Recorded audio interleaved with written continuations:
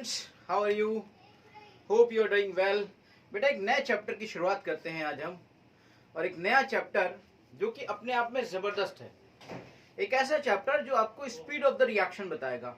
अभी तक आपने थर्मोडायनेमिक्स में समझा कि कोई रिएक्शन होगी या नहीं होगी, उसकी स्पॉन्टेनिटी को चेक किया। अभी तक आपने थर्मोडायनेमिक्स में समझा कि कोई रिएक्शन होगी या नहीं होगी, उसकी स्पॉन्टेनिटी को चेक किया, उसकी फिजिबिलिटी को चेक किया कि वो रिएक्शन होगी या नहीं होगी।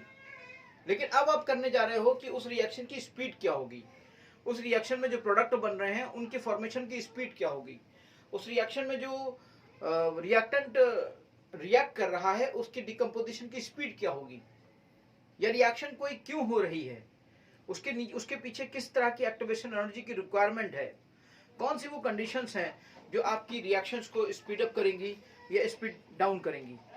तो बेटा यहाँ पर बेसिकली बात की जा रही है स्पीड ऑफ रिएक्शन की। आपको शायद याद होगा वेलोसिटी ऑफ रिएक्शन की बात की जा रही है। अगर मैं इसको फिजिक्स से कंपेयर करूं तो बहुत ही इजीली इसको कंपेयर कर सकता हूं मैं।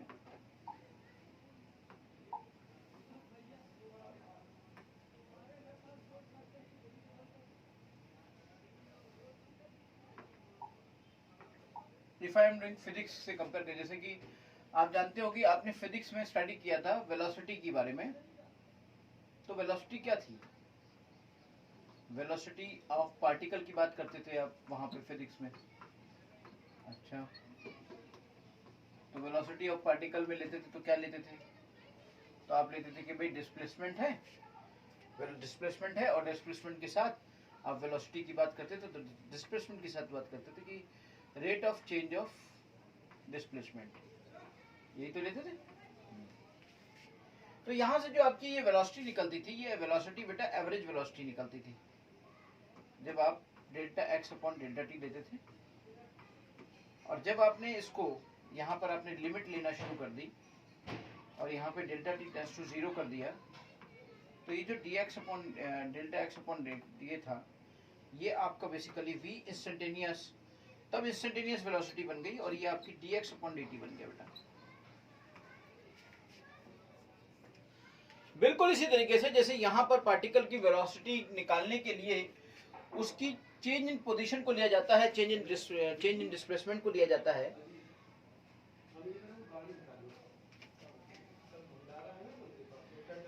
इन द सेम वे यहां पर अगर मैं बात करूं तो ये आपकी रेट ऑफ रिएक्शन की बात करें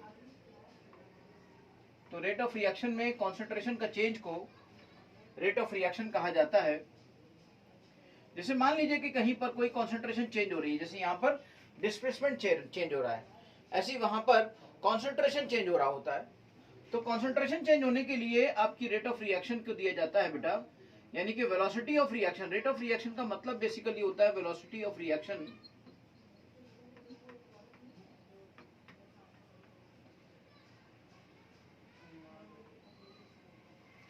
तो वेलोसिटी ऑफ रिएक्शन की अगर बात की जा रही है तो वेलोसिटी ऑफ रिएक्शन बेसिकली आप यूं कह लीजिए कि यहां पर वेलोसिटी ऑफ रिएक्शन का टर्म ना यूज करके रेट ऑफ रिएक्शन का यूज किया जाता है, और यहां पर change in displacement per unit time, change in per unit time, इस तरीके से बेटा वेलोसिटी, ये आपका आर यहां पर रिप्रेजेंट करते हैं, और इसको हम कहेंगे average rate of reaction. Average rate of reaction यानी कि delta C upon delta T. और जब ये डेल्टा टी आपका limit delta T tends to 0 हो जाता है, इन दैट सिचुएशन आपका delta C upon delta T instantaneous rate of reaction बन जाती है, जिसे मैं कह सकता हूं कि इंस्टेंटेनियस वेलोसिटी ऑफ रिएक्शन भी कहा जा सकता है। And this can be written down as delta D C upon D T, और इस तरीके से हम आर इंस्टेंटेनियस की बात करते हैं बेटा।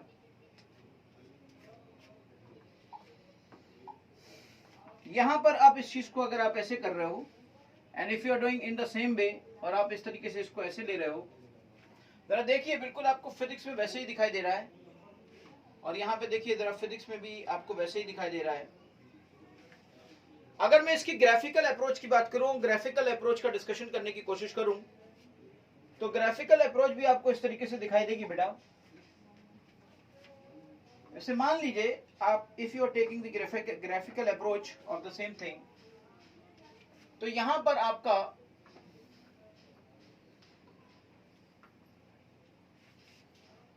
जो डिस्प्लेसमेंट है और डिस्प्लेसमेंट वर्सेस टाइम की बात हो रही है, तो अगर आप dx अपॉन dt यानी कि y एक्सिस पे आपका x आ रहा है और t के साथ ये आ रहा है, if you are taking x displacement आप ऐसे ले रहे हो और ये आप ऐसे ले रहे हो, ओके।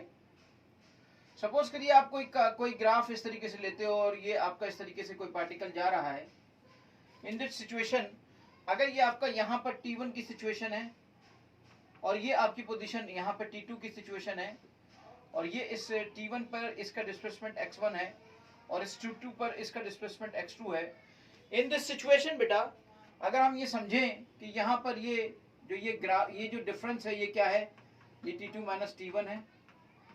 ये जो डिफरेंस है ये क्या है, ये x2 माइनस x1 है। तो इसका मतलब ये हुआ कि मैं यहाँ पे कह सकता हूँ x2 माइनस x1 को डेल्टा x कह सकता हूँ और यहाँ t2 माइनस t1 को डेल्टा t कह सकता हूँ। जरा ध्यान से देखिए, तो आपको जो ये दिखाई देगा जिसे मैं कह रहा हूँ delta x upon delta t, basically ये क्या है, ये बेसिकली स्लोप है। ये स्लोप है इस लाइन का, एक तरीके से देखा जाए तो ये स्लोप है और इस स्लोप को ही मैंने, जिस स्लोप को मैं कह सकता हूँ टेन थीटा आपका परपेंडिकुलर अपॉन बेस, यानी कि आपका ये delta x upon delta t, और ये वाला जो लाइन आएगी, देखिए जरा लाइन कैसी आएगी वो भी मैं आपको बताने की कोशिश कर रहा हूँ। ये लाइन इस दोनों पॉइंट्स को मिलकर गुजरने वाली लाइन होगी। किसी भी कर्व में जब एक से ज्यादा पॉइंट से गुजरने वाली कोई लाइन होती है बेटा तो उसे सीकेंट कहा जाता है। तो इस तरीके से ये आपका सीकेंट होगा and it will be slope of secant, और ये आपका स्लोप ऑफ सीकेंट होता है। This is slope of secant, that is equal to basically v average, जिसे हम मैं कहूंगा कि this is called as v average, और ये आपका v एवरेज हो गया delta x upon delta t and which is equal to the slope of the secant, और ये स्लोप ऑफ द सीकेंट के बराबर होगा। बिल्कुल इसी तरीके से बेटा केमिस्ट्री के अंदर भी रिएक्शंस के बारे में हम चीजों को लेकर चलते हैं और रिएक्शंस की स्पीड को लेकर चलते हैं, वेलोसिटी ऑफ रिएक्शन को लेकर चलते हैं। अच्छा, यहाँ पर रिएक्शन में कोई डायरेक्शन की बात तो है नहीं कि जो वेलोसिटी और हम स्पीड की अलग अलग बात करें। अदरवाइज वेलोसिटी और स्पीड आप सब जानते हो कि वेलोसिटी एक वेक्टर क्वांटिटी होती है, स्पीड एक स्केलर क्वांटिटी होती है। फिजिक्स में इन चीज़ों को डिफरेंशिएट करते हैं लेकिन केमिस्ट्री में इनकी रिक्वायरमेंट नहीं होती है। तो इसीलिए केमिस्ट्री में वर्ड यूज किया गया रेट ऑफ रिएक्शन। अगर मैं इसी की कर्व केमिस्ट्री के अंदर ड्रॉ करूं और केमिस्ट्री में बनाऊं तो बिल्कुल सिमिलर कर्व मिलेगा मुझको, एवरेज वेलोसिटी का, एवरेज रेट ऑफ रिएक्शन का सिमिलर कर्व मिलेगा if I am taking the concentration and time curve. और सपोज करिए कि कहीं पर किसी रिएक्टेंट की ऐसे या तो कंसंट्रेशन घट रही है या प्रोडक्ट की कंसंट्रेशन ऐसे बढ़ रही है। ऑब्वियसली रिएक्टेंट की कंसंट्रेशन, ये प्रोडक्ट की कंसंट्रेशन होगी, प्रोडक्ट की कंसंट्रेशन बढ़ेगी और रिएक्टेंट की कंसंट्रेशन घटेगी। आप जरा समझिए, ये रिएक्टेंट आपके मैक्सिमम कंडीशन पे होगा और उसकी कंसंट्रेशन लगातार घटती चली जाएगी, और यहाँ पर ये प्रोडक्ट होगा और प्रोडक्ट की कंसंट्रेशन लगातार बढ़ती चली जाएगी।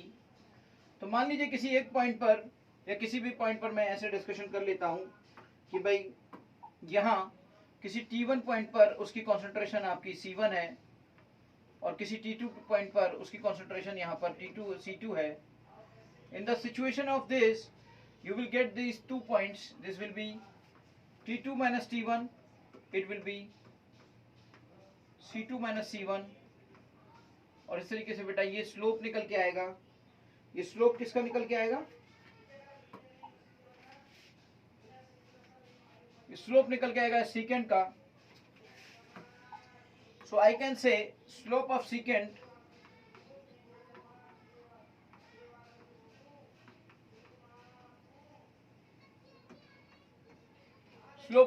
that will be is equal to delta c upon delta t, जो कि स्लोप ऑफ सेकेंड के बराबर होगा। और स्लोप ऑफ सेकेंड क्या होगा, slope of second delta C upon delta T क्या होता है, average rate of reaction. So that will be is equal to delta C upon delta T, ये आपका delta C upon delta T average rate of reaction of हो गया। बेटा याद रखिएगा एवरेज रेट ऑफ रिएक्शन निकलता कैसे है, जब भी कभी कॉन्सेंट्रेशन किसी एक पॉइंट पर दी गई हो, जैसे मान लीजिए आपसे कहा जाए कि 10:10 पर कॉन्सेंट्रेशन इतनी थी और 10:45 पे कॉन्सेंट्रेशन इतनी थी, तो 35 मिनट का गैप आ गया, तो उससे जो आप निकालोगे ना तो वो एवरेज रेट ऑफ रिएक्शन आएगी। कोई आपसे कह दे कि 10:39 पे 39 सेकंड पर कॉन्सेंट्रेशन या 39 सेकंड पर एवरेज रेट ऑफ रिएक्शन बताइए, तो एवरेज नहीं आएगी वहां पर, फिर वो बनेगा इंस्टेंटेनियस रेट ऑफ रिएक्शन। देखिए कैसे मैं पॉइंट ऑफ टाइम को हम इंस्टेंटेनियस रेट ऑफ रिएक्शन की बात करते हैं। जैसे मैं फिजिक्स में फिर से इस चीज को लेके चलता हूं, और ये पॉइंट में इसीलिए कर्व को बार बार कंपेयर करता चल रहा हूं, क्योंकि फिजिक्स में आपको शुरुआत में ही मोशन इन 1D में ही इन बातों को समझाया जाता है, और केमिकल काइनेटिक्स में आप उन चीजों को इजीली रिकनेक्ट कर पाओगे और कनेक्ट कर पाओगे फिजिक्स एंड केमिस्ट्री से, तो आप अच्छे से उन चीजों को वर्कआउट कर पाओगे, वो कॉन्सेप्ट आपके लिए बहुत क्लियर हो जाएंगे। मान लीजिए ये स्लोप है आपका सी और टी का। इन दिस सिचुएशन पर इफ यू आर टेकिंग, जैसे मान लीजिए कोई ऐसी कॉन्सेंट्रेशन का कर्व है, या वहां पर एक्स और टी का कर्व होता था, और एक्स और टी के कर्व में या सी और टी का कर्व ले लो, कुछ भी ले लो, एक ही बात है। याद रखिएगा अगर किन्हीं दो पॉइंट पर आपने बात की, तो दो पॉइंट पर ये पॉइंट मिलेगा, ये पॉइंट मिलेगा, तो दोनों पॉइंट को मिलाकर जाने वाली लाइन को सीकेंट कहेंगे। लेकिन अगर कोई आपसे कह दे कि इस पॉइंट पर स्पीड ऑफ रिएक्शन बताइए, इस पॉइंट ऑफ टाइम पर इस टी पर स्पीड ऑफ रिएक्शन बताइए, तो एक पॉइंट पर जिस एक पॉइंट का जो स्लोप होता है वो क्या कहलाता है, वो टेंजेंट कहलाती है। जो लाइन सिंगल पॉइंट से गुजरती है कर्व के, वो लाइन टेंजेंट कहलाती है। तो यहां से जब आपका डेल्टा टी, यहाँ पे डेल्टा टी तो आपका टेंस टू 0 हो जाएगा ना भाई, यहाँ पे तो कोई ऐसा डेल्टा टी कोई एवरेज डिफरेंस है नहीं। इसका मतलब ये हुआ कि आप, ये किस चीज का ग्राफ होगा, ये ग्राफ होगा इस चीज का कि आपने delta C upon delta T को, लिमिट को डेल्टा टी टेंस टू 0 ले लिया, और it becomes D C upon D T. तो ये जो D C upon D C आएगा, ये क्या होगा, ये बेसिकली स्लोप ऑफ टेंजेंट होगा। तो आपने इस फर्क को समझ लिया, और यहां से हमें जो रेट ऑफ रिएक्शन मिल रही है वो इंस्टेंटेनियस रेट ऑफ रिएक्शन मिल रही है बेटा।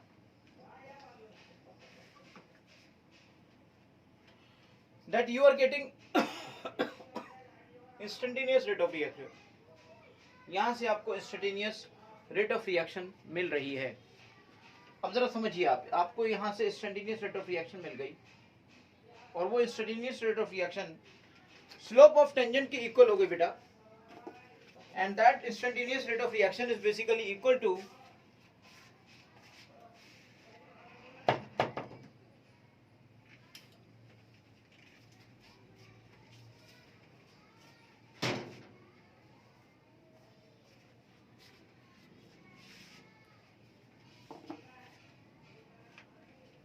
तो ये आपका जो इंस्टेंटेनियस रेट ऑफ रिएक्शन है, बिल्कुल ऐसे ही अगर आप इसको फिजिक्स में ले जाते और डिस्प्लेसमेंट टाइम कर्व को देखते, और if you are getting this kind of curve, और कोई आपसे पूछता कि इस पॉइंट ऑफ टाइम पर आप वेलोसिटी बताइए, तो जब भी कभी कोई पॉइंट ऑफ टाइम पर वेलोसिटी की बात करे तो बेसिकली वो इंस्टेंटेनियस वेलोसिटी की बात कर रहा है, और जब भी कभी वो एक टाइम इंटरवल पर वेलोसिटी की बात करे तो वो एवरेज वेलोसिटी की बात कर रहा है।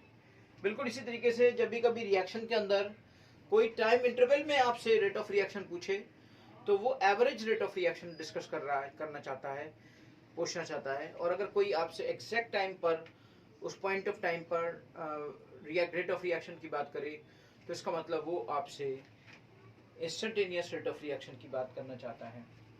यहाँ पर अगर मैं बात करता, और if I am taking this thing, और इस तरीके से मैं लेता, तो दिस वाज, अगर हम इसकी बात करते, स्लोप ऑफ टेंजेंट की बात करते, तो ये स्लोप ऑफ टेंजेंट यहाँ से निकलता, स्लोप ऑफ टेंजेंट जो यहाँ से वर्कआउट होता, that would be dx upon dt। उसको हम कहते हैं कि वो dx अपॉन dt ही होगा, और वो स्लोप ऑफ टेंजेंट जो आता वो बेसिकली इंस्टेंटेनियस वेलोसिटी आती, जो कि dx अपॉन dt के बराबर होती। और वो बेसिकली किससे मिली थी, वो मिली थी डेल्टा टी को 0 करके, जब आपने delta x upon delta T को ऐसे लिया था। तो इस तरीके से अगर आप देखो तो यहाँ पर फिजिक्स की डायनामिक्स, पार्टिकल के मोशन की डायनामिक्स और रिएक्शन की डायनामिक्स के कर्व आपको सिमिलर मिल रहे हैं, है ना। You can easily compare them and you can easily find them. तो अभी तक हमने बात की रेट ऑफ रिएक्शन की, कि रेट ऑफ रिएक्शन कितने तरह की हो सकती है। रेट ऑफ रिएक्शन की एक बात समझ में आ गई कि रेट ऑफ रिएक्शन आपकी change in concentration per unit time से निकल के आती है। और इसके अलावा रेट ऑफ रिएक्शन दो तरह की आपको यहाँ पे दिखाई दी, एक तो एवरेज रेट ऑफ रिएक्शन, दूसरी इंस्टेंटेनियस रेट ऑफ रिएक्शन। अब जरा इस बात को समझिए कि ये रेट ऑफ रिएक्शन का जो कर्व है वो कैसे दिखाई दे सकता है। अभी अभी मैंने बनाया था, फिर से एक बार बना रहा हूँ कि if I am taking this is the rate of reaction आपकी लगातार मैक्सिमम होती है और घटती चली जाती है। कॉन्सेंट्रेशन की अगर मैं बात करूँ तो कॉन्सेंट्रेशन और टाइम में ग्राफ की बात करूँ तो रिएक्टेंट का कॉन्सेंट्रेशन मैक्सिमम पर होता है, नीचे नीचे घटता चला जाता है, और इसी तरीके से प्रोडक्ट का कॉन्सेंट्रेशन 0 पर होता है, धीरे धीरे बढ़ता चला जाता है। ठीक है ना। तो ये आपका प्रोडक्ट है जो कि उसका कॉन्सेंट्रेशन लगातार बढ़ता चला जा रहा है, और ये आपका रिएक्टेंट है जिसका कॉन्सेंट्रेशन लगातार घटता चला जा रहा है। ये आपका रिएक्टेंट है, ये आपका प्रोडक्ट है जिसका कॉन्सेंट्रेशन आपका घटता और बढ़ता लगातार चला जा रहा है। इफ आई एम टेकिंग, अब मैं एक रिएक्शन की बात करता हूँ। मान लीजिए मेरे पास कोई एक रिएक्शन है और मैं उसमें 8 रेट ऑफ रिएक्शन लिखना चाहता हूँ। AAVB है और ये आपका CC और DD है, and if I am going to write down the rate of reaction, तो मैं रेट ऑफ रिएक्शन की बात करता हूँ, रेट ऑफ रिएक्शन यहाँ पे लिखता हूँ। तो याद रखिएगा कि जो रिएक्टेंट होते हैं उनकी कॉन्सेंट्रेशंस को हम यहाँ पर, अच्छा यहाँ पर इतना ज़्यादा एवरेज और इंस्टेंटेनियस ये सब वैल्यू ज़्यादा केमिस्ट्री में नहीं होती हैं, सिर्फ सिंपल रेट ऑफ रिएक्शन होती है। कहीं पर अगर कोई थ्योरेटिकल बात पूछ ले तो अलग बात है, अदरवाइज न्यूमेरिकल्स जो होते हैं वो हमारे इस तरह के नहीं होते। तो सिंपली आपका 1/A हो जाएगा बेटा। और याद रखिएगा जो A होता है, जैसे A रिएक्टेंट है तो उस A रिएक्टेंट की हमने कॉन्सेंट्रेशन को ऐसे दिखा दिया। अब मैं यहाँ पे D लिख दूं या डेल्टा लिख दूं तो उससे कोई खास फर्क नहीं पड़ रहा है, मतलब डेल्टा का ही है, मतलब चेंजेस का ही है। आप समझ रहे हैं बात को।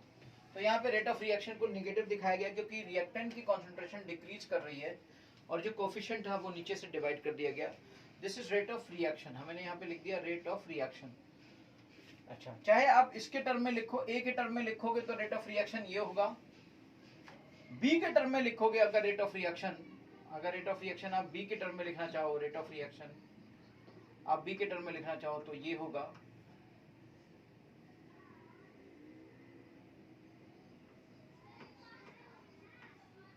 बी की कॉन्सेंट्रेशन का चेंज डिवाइडेड बाई, मैंने आपको माइनस दिखाया, माइनस का मतलब रिएक्टेंट की कॉन्सेंट्रेशन को मैं दिखा रहा हूँ। फिर यहाँ पर रेट ऑफ रिएक्शन की मैं बात करता हूँ और रेट ऑफ रिएक्शन आपका 1/C लिखोगे और इस तरीके से ये आपका प्लस लिखोगे, ये आपका dC/dt हो जाएगा, और ये आपका रेट ऑफ रिएक्शन 1/D लिखोगे और ये आपका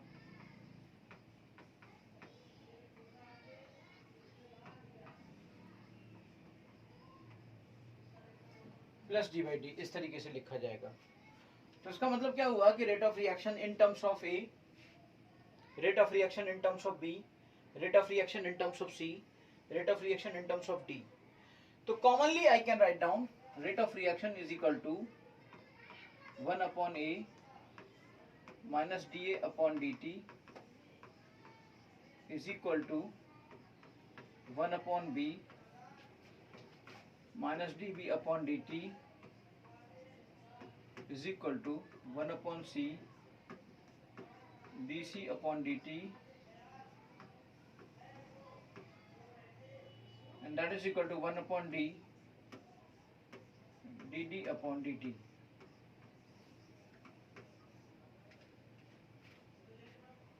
इस तरीके से ये चीजें आपकी होती हैं जिस पे आप इस तरीके से चीजों को कर सकते हो, 1/D dd/dt। ठीक है। अब आप इक्वल कर सकते हो, सबको इक्वल कर सकते हो, और इक्वल करने के दम पर आप चीजों को लिख सकते हो। इस चीज को अच्छे से ध्यान दे दो आप। देखो बेटा, एक एक चीज को बहुत ही बारीकी से आपको डिस्कस करना पड़ेगा, बहुत अच्छे से चीजों को समझना पड़ेगा, तभी चीजों को आप अच्छे से लेकर चल पाओगे। याद रखिएगा, हमेशा फिजिकल केमिस्ट्री और फिजिक्स में बहुत ज़्यादा चीज़ें क्लियर करनी होती हैं, बहुत क्वेश्चंस की प्रैक्टिस करनी होती है। तो इसलिए इन क्वेश्चंस की प्रैक्टिस हम लोग अभी करने जा रहे हैं। लेकिन इससे पहले कि कुछ क्वेश्चंस करें, हम थोड़ी सी बातों को समझ लेते हैं। हमने यहाँ पे समझा कि रेट ऑफ रिएक्शन क्या होती है, rate of reaction in terms of A क्या होती है, बी क्या होती है, सी क्या होती है, डी क्या होती है। सभी के सभी रेट ऑफ रिएक्शन ही है, तो सबको इक्वल भी कर सकते हैं। सवाल उठा के हमने पूरी रेट ऑफ रिएक्शन तो निकाल ली, लेकिन आप एक बार बताइए मुझे, यहां पर आपका ए और बी क्या हो रहा है? ए और बी का डिकम्पोजिशन हो रहा है, डिके हो रहा है ना? और सी और डी का क्या हो रहा है? सी और डी का फॉर्मेशन हो रहा है। तो जब सी और डी का फॉर्मेशन हो रहा है और ए और बी का डिकम्पोजिशन हो रहा है, तो क्या जरूरी है कि जिस स्पीड से पूरी रिएक्शन घट रही है या बढ़ रही है, उसी स्पीड से ए भी घटे या सी भी बढ़े, बी भी घटे या डी भी बढ़े? Is it necessary? No, it may be different और may be equal, it depends on the stoichiometry of the reaction. तो क्या मतलब हुआ, कई बार लोग इस बात से कंफ्यूज हो जाते हैं जब मैं बात करता हूं कि रेट ऑफ रिएक्शन और जब मैं बात करता हूं रेट ऑफ फॉर्मेशन ऑफ सी, तो शायद वो अलग भी हो और शायद वो अलग ना हो। तो इन दैट सिचुएशन हमें क्या देखना चाहिए? लेट्स अंडरस्टैंड टू बी, हम इन चीजों को और भी क्लियर करते हैं। तो let's do that thing. A and B B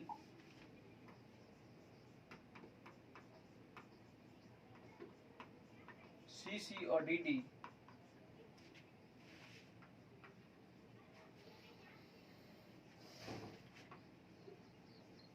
rate of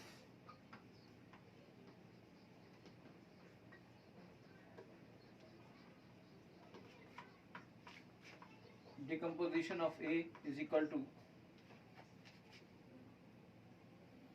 minus D A upon, सिर्फ याद रखिएगा हमेशा ए का डिकम्पोजिशन हो रहा है तो ऐसे लिख दीजिए।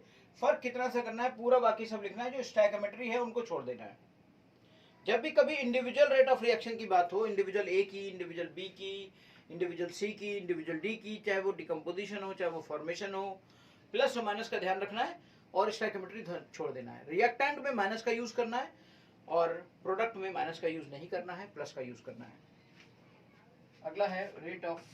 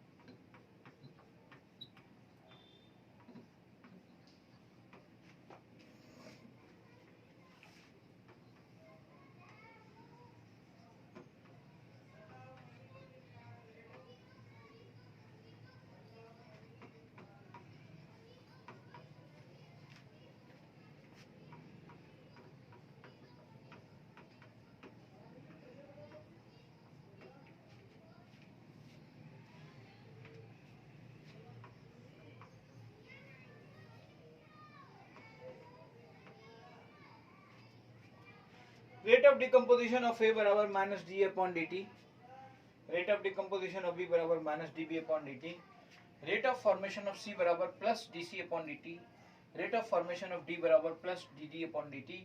आपने देखा कि रेट ऑफ रिएक्शन में और रेट ऑफ डिकम्पोजिशन या रेट ऑफ फॉर्मेशन में क्या फर्क है? There is only the difference of stoichiometries. जो भी यहाँ पर स्टोइकियोमेट्रीज हैं उनमें इन्वॉल्व किया गया है और यहाँ पर उन चीजों को इन्वॉल्व नहीं किया गया है। This is the only difference. So let's do some more questions on this topic. Basically, I think every year you will get different type of questions on this concept. और बहुत ही ज़बरदस्त तरीके से, वो सिंपल सा कॉन्सेप्ट है और बहुत बार एग्जाम में आया है। Let's do, शुरुआत करते हैं एक एक क्वेश्चन की। इस पर किस किस तरह के क्वेश्चंस हमने देखे हैं।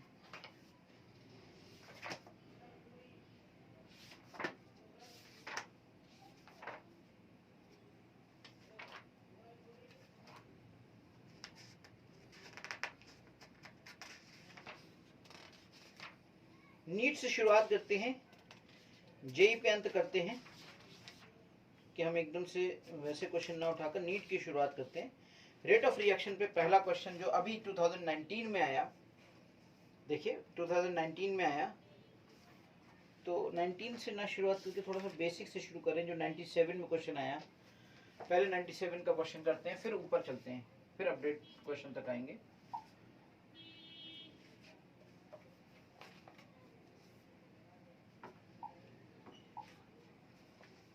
ये क्वेश्चन है आपका फॉर नीट 97 में।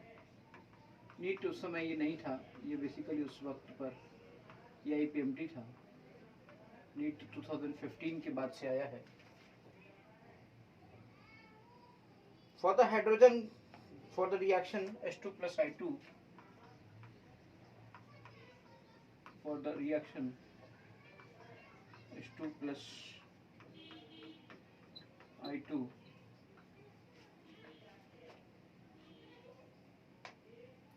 2HI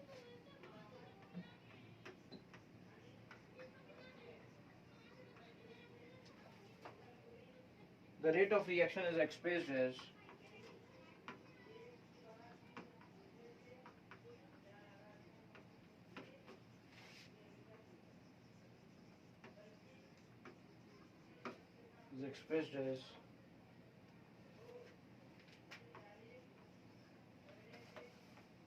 delta of H2।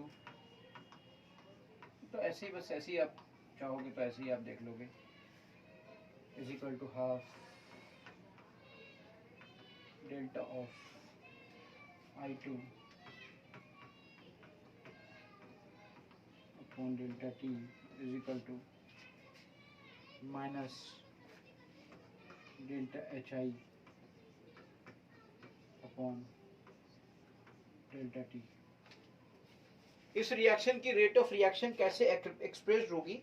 A option में एक्सप्रेशन इस तरीके से दिया है, बी ऑप्शन देख लेते हैं, फिर सी ऑप्शन देख लेते हैं, कौन सा सही है ये आपको चेक करना है। बी ऑप्शन है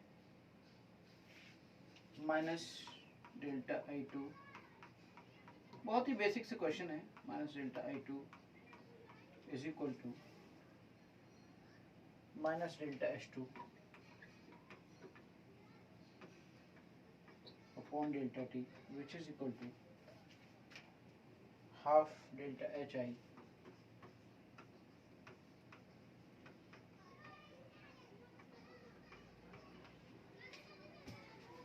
सी क्वेश्चन, सी ऑप्शन है, सी ऑप्शन है आपका delta I2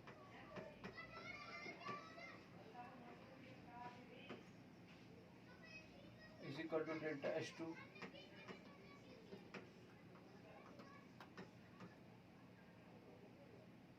is equal to delta HI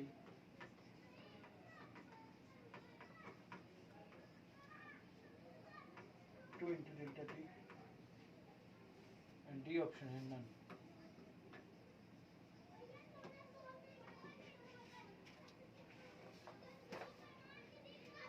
तो इससे मुझे क्या कहने की जरूरत है भाई? मुझे तो नहीं लगता मुझे कुछ कहने की जरूरत है।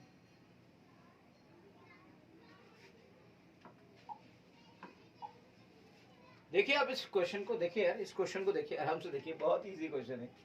H2 plus I2 2HI में जाता है और इसको रेट ऑफ रिएक्शन के टर्म में इंप्रेस करना है। आप डी लिखो या डेल्टा लिखो, डजेंट मैटर। जैसे मैंने डी लिख दिया, आपने डेल्टा लिख दिया, कोई बात नहीं। कहीं पे आपको डेल्टा दिखाई देगा, कहीं पे आपको डी दिखाई देगा, कोई इशू नहीं है बेटा। देखिए जरा, H2 ये सही है, ठीक है, इसके बारे में। लेकिन I2 के टर्म में ये क्या मसला है? यहाँ तो कोई स्टैकोमेट्री है नहीं, तो ये 1/2 कैसे हो गया? और यहाँ 2 है तो यहाँ नहीं है, इसका मतलब दिस इज रॉन्ग, ये तो गलत हो गई। ठीक, अब दूसरी तरफ ये आओ, ये है रिएक्टेंट। रिएक्टेंट में ये डिक्रीमेंट होना चाहिए, डिक्रीमेंट वाले की चीजों को माइनस से रिप्रेजेंट करते हैं। यहाँ तो प्रोडक्ट है, ये इंक्रीमेंट होना चाहिए, इसे प्लस से करते हैं, तब भी गलत है। अब सेकंड पे आओ, H2 है रिएक्टेंट, रिएक्टेंट में माइनस है, ठीक है, रिएक्टेंट में माइनस है, ठीक है, डेल्टा T ये ठीक है। H2 है रिएक्टेंट, माइनस है, ठीक है, कोई स्टोइकियोमेट्री नहीं है, कोई भी डिवीजन नहीं है, कोई ओके। ये प्रोडक्ट है, प्रोडक्ट में प्लस है, ओके। 2 है, स्टोइकियोमेट्री डिवाइड बाय 2 है, ओके, यानी कि this should be equal.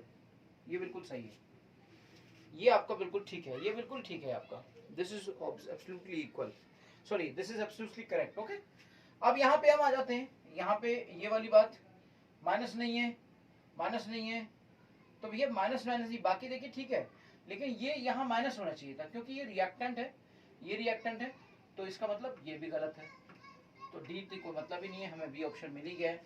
So the right answer is B. मुझे कुछ इसके सॉल्यूशन को और करने की जरूरत ही नहीं है, इट्स सिंपली आपको सिर्फ ऑप्शन लिखकर मुझे समझाना था कि एक्चुअली कैसा आंसर और कैसे आंसर तक आप पहुंचते हो। बहुत ही इजी था, अभी अभी जो हमने सीखा था उसी पर बेस्ड था। हम अभी करेंगे क्या, जो जो हम बताते जाएंगे उसी पर क्वेश्चंस करते जाएंगे, बिल्कुल लास्ट में क्वेश्चन नहीं करेंगे, बिल्कुल टॉपिक के साथ साथ क्वेश्चन करते जाएंगे, और खास तौर पे एग्जाम के क्वेश्चन करते जाएंगे। नीट से शुरुआत करेंगे, जेई के एंड तक पहुंचेंगे, जेई मेंस तक पहुंचेंगे, फिर जेई एडवांस तक पहुंचेंगे। ओके, एक क्वेश्चन है हमारा इसी के आगे 2000 में आया है,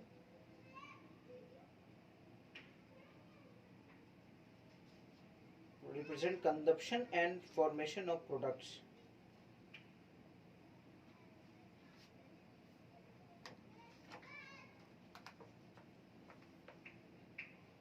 टू 2000 में आया है, वेरी गुड क्वेश्चन। चलिए इसको देखिए जरा, थोड़ा सा लिखना पड़ेगा।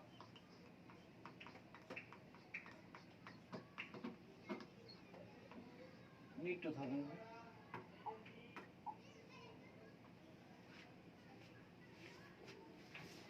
नीट 2000 में एक क्वेश्चन आया है जिसको मैं यहाँ पे बोल सकता हूँ कि क्या कहा जा सकता है। Let's do that thing. जब तक मैं लिखूंगा ना तभी तक आप क्वेश्चन कर लोगे, मुझे उम्मीद ऐसी है कि जितनी देर में मैं क्वेश्चन को लिखूंगा आप कर सकते हो, लेकिन एक टेक्निकल बात जरूर है, यहाँ पर ध्यान दीजिएगा। और ऑप्शन मुझे यहाँ पे ये लिखने की या करने की भी जरूरत नहीं है।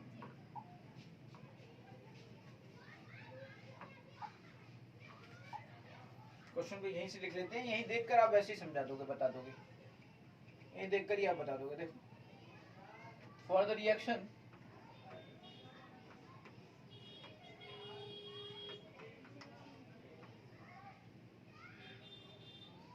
H plus BrO3 minus plus 3Br minus 5Br2 plus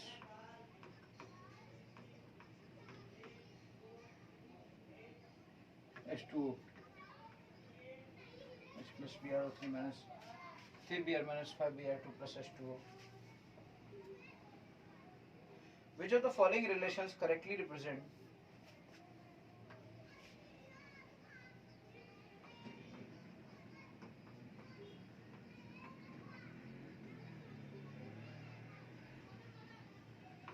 following relations correctly represent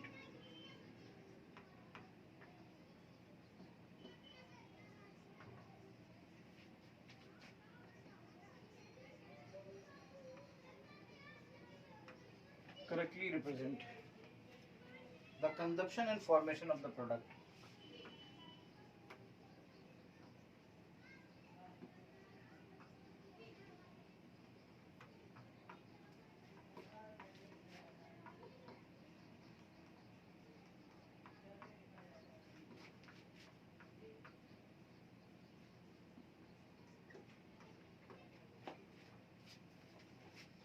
first option है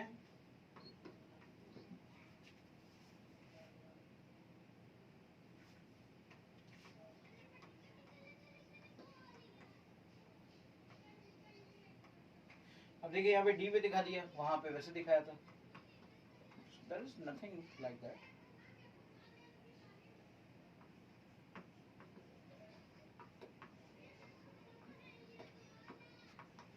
बी ऑप्शन है।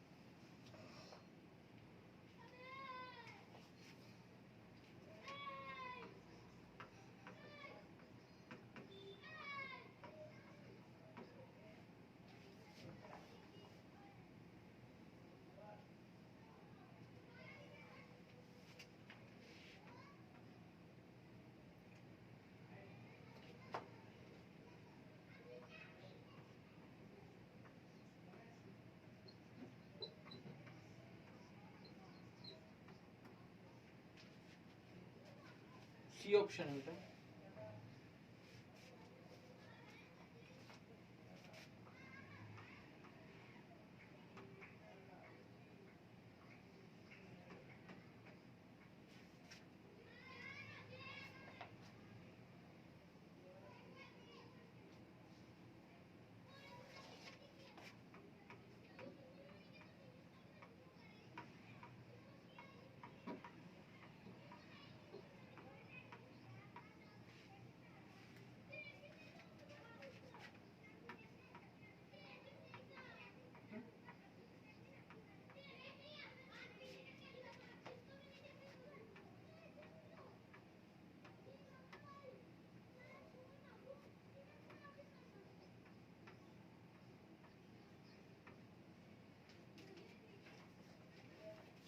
करिए बेटा करिए, बहुत इजी क्वेश्चन है, करिए।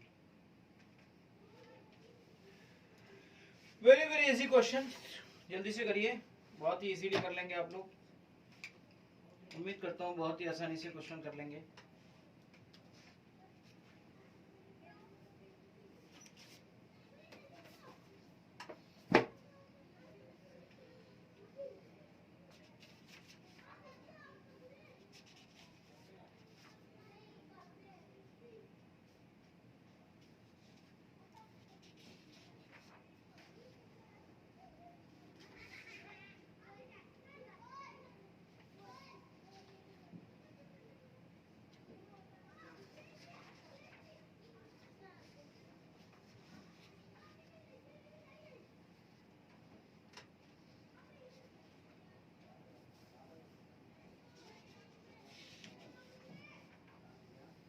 कर लिया होगा बेटा अभी तक।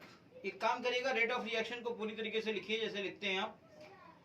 यहाँ पे लिखा है कंजप्शन और फॉर्मेशन, तो पहले ऑप्शन में दिया है बी आर माइनस और दूसरी जगह पे दिया हुआ है सामने वाले में बी आर टू। ऑब्वियसली देखिए जो रिएक्टेंट होते हैं उनका कंजप्शन होता है और जो प्रोडक्ट होते हैं उनका फॉर्मेशन होता है। तो यानी कि यहाँ पर जो ये रिलेशन पूछना चाहता है वो क्या पूछना चाहता है, पहले तो इस बात को समझिए। ये पूछना चाहता है कंजप्शन किसका हो रहा है, तो आप ध्यान दीजिए इस बात का कि कंजप्शन किसका हो रहा है। कंजप्शन किसका हो रहा है भाई, कंजप्शन किसका होता है, कौन चीज यूज कंज्यूम्ड होती है, कंज्यूम्ड होता है रिएक्टेंट। अब इनमें से कंज्यूम्ड देखिए, इनमें जो BrO3 माइनस के बारे में तो कहीं दिया नहीं है, सिर्फ Br माइनस के बारे में दिया है। यानी ऑब्वियसली ये रिएक्टेंट है, इसका ये कंज्यूम्ड हो रहा है यानी इसका कंजप्शन हो रहा है। इसके बाद अगला है फॉर्मेशन, फॉर्मेशन में सिर्फ Br2 का दिया हुआ है, तो ऑब्वियसली चलो Br2 के वैल्यू दिया हुआ है। अब आप मुझे बताइए कि अगर आप इसकी रेट ऑफ रिएक्शन लिखोगे तो कैसे लिखोगे। लेट्स डू वन थिंग कि अगर आप इसकी रेट ऑफ रिएक्शन लिखोगे तो कैसे लिखोगे। लिख लीजिए, रेट ऑफ रिएक्शन आप लिखोगे तो कैसे लिखोगे। मुझे लगता है आप आराम से इस बात को समझ पाओगे कि जब आप इसकी रेट ऑफ रिएक्शन लिखोगे ना, क्या लिखोगे, -1/3 dBr minus upon dt is equal to 1/5 dBr2 upon dt, यही तो लिखोगे। अभी अभी कुछ देर पहले मैं जब रेट ऑफ डिकम्पोजिशन और रेट ऑफ फॉर्मेशन के बारे में बात कर रहा था तो मैंने कहा था कि बाकी सब वैसे ही लिखते हैं, सिर्फ स्टैकियोमेट्रीज को हटा देते हैं। अगर मैं रेट ऑफ कंजप्शन की बात करूं और Br माइनस के रेट ऑफ कंजम्पशन की बात करूं Br माइनस की,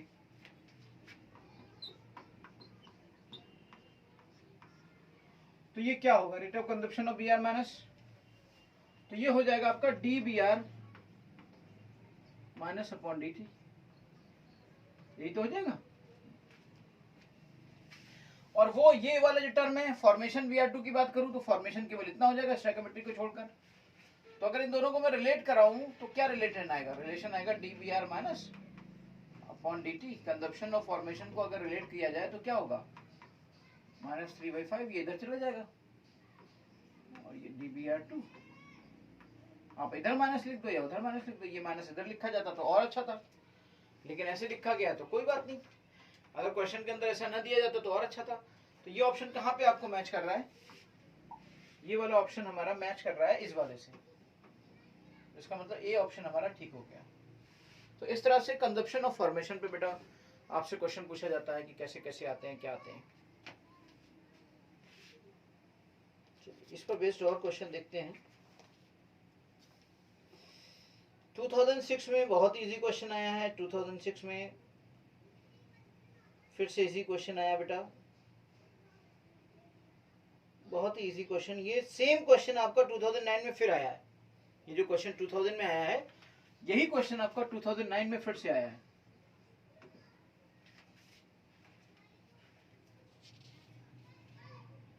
इसके अलावा 2009 में एक और क्वेश्चन आया है बेटा, उस पर हम थोड़ा सा डिस्कशन करेंगे। उसमें थोड़ी सी न्यूमेरिकल वैल्यूज दी गई हैं, तो उनका यूज करते हुए हम एक क्वेश्चन और कर सकते हैं। Let's do.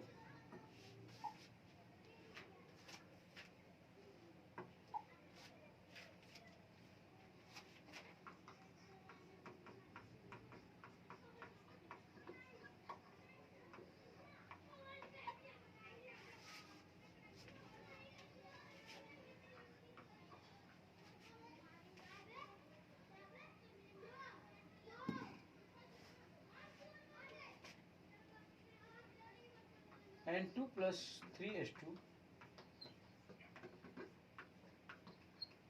2NH3 है। if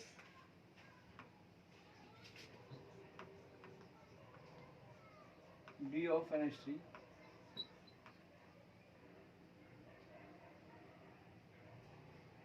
2 into 10 to the power minus 4 and the value of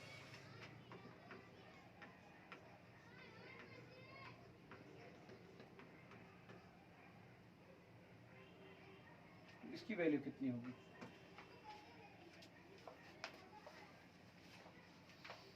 अब जरा समझो इस बात को।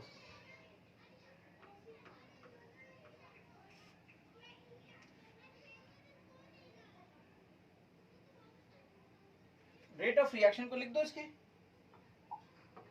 अब आप इसके क्वेश्चन को लिख लो, कर लो आराम से, कर लीजिए आराम से, बहुत ही आराम से क्वेश्चन को करिए, बहुत ही आराम से कर लेंगे। बहुत ही इजी क्वेश्चन है बेटा, डू इट, स्पीड अप करिए, बहुत अच्छे से कर लीजिए। उम्मीद है बहुत अच्छे से कर लेंगे आप।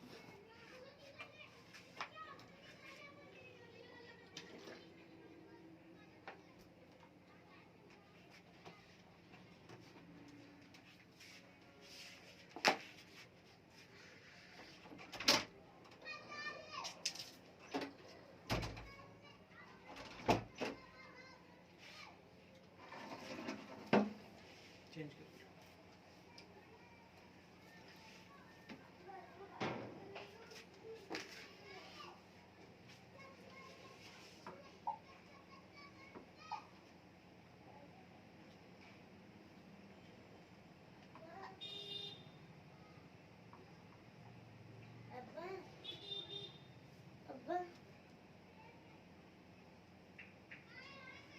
ठीक है। चलिए रेट ऑफ रिएक्शन लिखते हैं। रेट ऑफ रिएक्शन होगी आपकी minus dN2 upon dt is equal to 1/3 minus dH2 upon dt is equal to 1/2 dNH3 upon dt। अब देखिए ये दिया है और ये पूछा है, यानी ये दिया है, ये गिवन है और ये पूछा है। तो आप एक काम करिए ना, इन दोनों को इक्वल कर दीजिए। Minus 1/3 H2 upon dt is equal to 1/2 dNH3 upon dt। अब ये जो वैल्यू है आपसे ये पूछी गई है,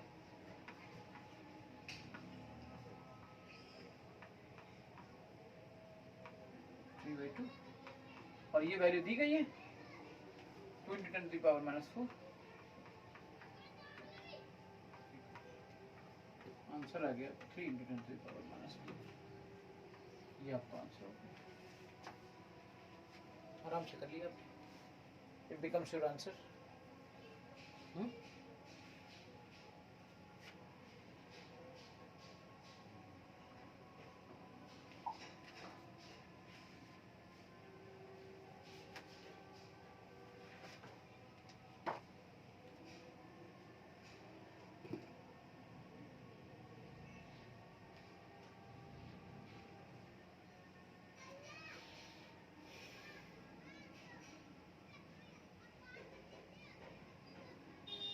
2010 में क्वेश्चन है,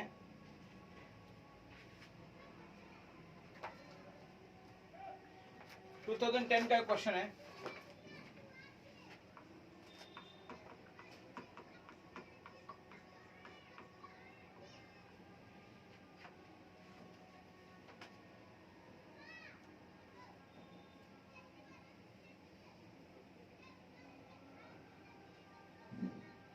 for the reaction N2O5, for the reaction N2O5,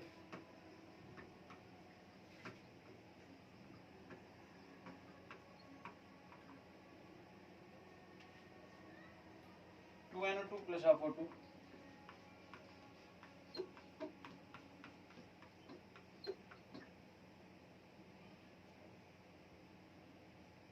the value of rate of disappearance of N2O5, the value of rate of disappearance, ये ऐसे लिखेंगे इसे, the value of rate of disappearance of N2O5 is given as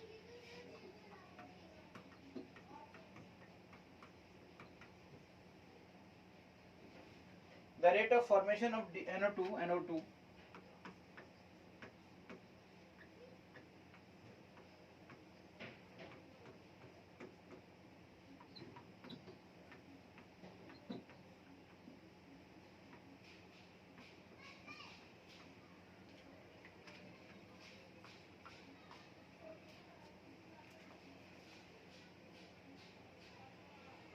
बहुत ही easily तरीके से कर लेंगे, बहुत ही इजीली।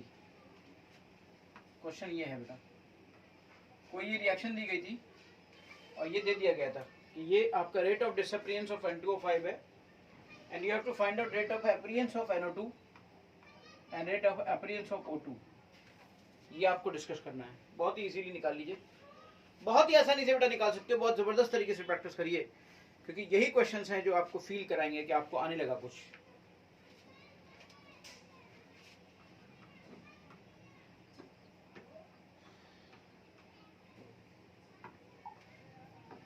अभी तक मुझे लगता है ट्राई कर चुके होंगे, मैं थोड़ा सा टाइम आपको देता हूँ ट्राई करने का, कि आप ट्राई कर पाए अच्छे से।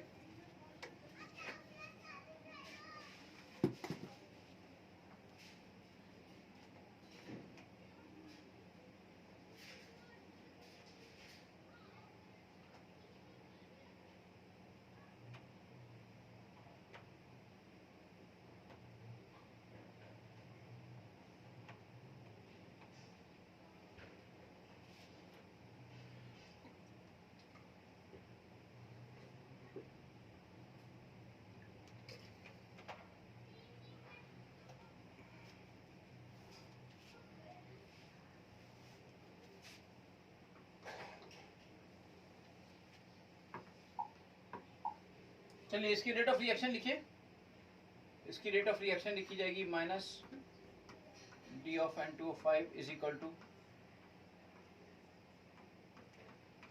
Half of d of NO2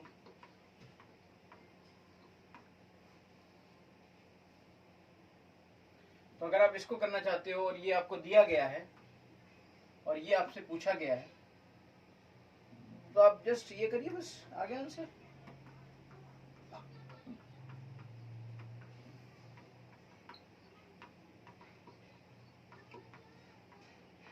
एक टर्म में लिख लिया आपने, 12:30 आ गया, 6:15 12:30, ठीक है। फिर आप इसके टर्म में आते हो,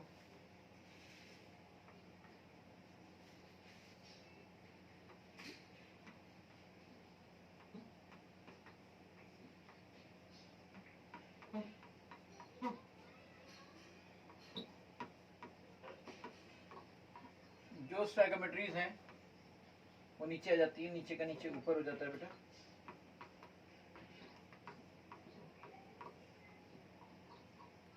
ये वैल्यू दी गई है, ये पूछी गई है, ये डिवाइड कर दो, इसको डिवाइड कर दो, समझ गए? तो इस तरीके से आपका ये वाली वैल्यू और ये वाली वैल्यू दोनों को कैलकुलेट करते हैं, ठीक है। अभी और क्वेश्चंस की प्रैक्टिस करते रहेंगे, और अच्छे क्वेश्चंस अभी आने बाकी हैं।